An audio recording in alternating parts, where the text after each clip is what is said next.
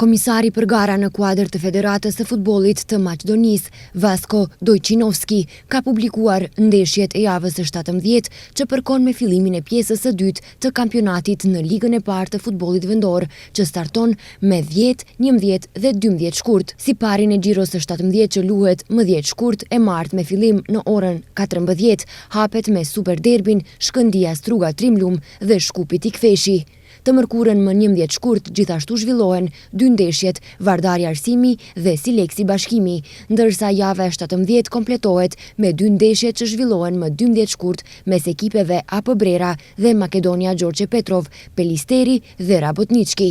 Kujtojmë se rënditjen tabelore kryeson Vardari me 42 pik, para Struga Trimlum me 41 pik dhe Shkëndia në vendin e tretë me 36 pik, Sileksi në vendin e katërt me 31 pik. Menjëherë pas kësaj më 14 shkurt nis Gjiroja e 18 me përballjen Tikveshi Shkëndia, ndërsa ndeshjet e tjera do të luhen në ditët në vijim deri të martën. Nga Federata e Futbollit të Maqedonisë së Veriut është bërë ditur se pavarësisht konsultimeve për zhvillimin e ndeshjeve në 2 ditë, për arsye teknike, sezoni pranveror do të vazhdojë me të njëjtin sistem si në pjesën vjeshtore, duke garantuar implementimin e varit në çdo ndeshje të ligës së parë.